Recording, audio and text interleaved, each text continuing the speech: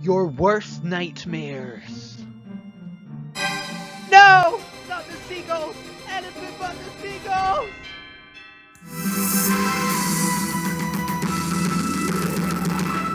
Can You Hear Me has aired, and it's fair to say that this one was scary. In case you didn't know, spoilers ahead, this one has some new information for one of our characters, but nothing major other than that. With Can You Hear Me, I was so sure it was going to be one of my favourites, but unfortunately, it wasn't. The Doctor was yet again brilliant. That socially awkward scene with Graham was definitely a highlight, and I did laugh out loud. Also, the way she caught her Sonic as it flew into her hand on the spaceship was awesome. Really enjoyed her performance. Ryan was good, but I'm beginning to think that he hasn't had much development in comparison to the other two companions. And it's really beginning to show. It was interesting to see his fear of the dregs, but I do think his dyspraxia should have came into play at some point perhaps. And I'm saying it now, Yaz is my favourite companion out of the TARDIS team, and her last scene with some of her backstory really did help me warm to her more. I feel that scene should have been in Series 11, as I feel I know her so much more now, and I'm hoping that there is more development to come. And Graham also got some more development. His cancer was referenced again, which I'm praying isn't foreshadowing, but I'm starting to think that's exactly what it is. Is this a hint to Graham's future? Oh, I hope not. I didn't really warm to this character, and to be honest, I forgot she was there sometimes. I know, I'm sorry, it's really mean, but it was nice how she conquered her fear at the end. But apart from that, I didn't really feel a connection. It was nice to see Ryan's friends again, because it was a nice little callback to Spyfall.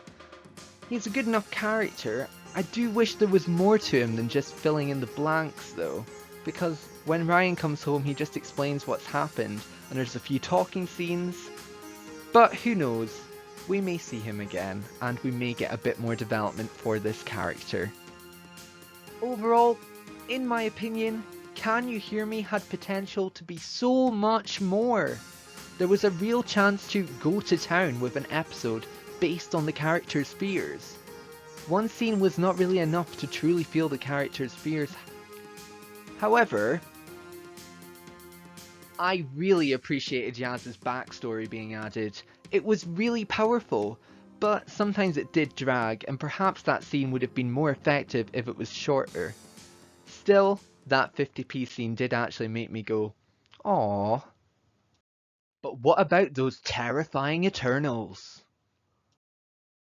It's villain ranking! So our big baddie was Zenith, but it wasn't just him.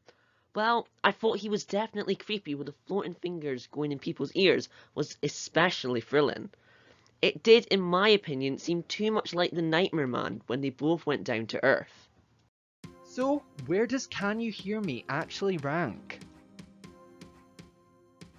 Well, first up, after a few rewatches, I've decided to move Spyfall Part 2 up a place.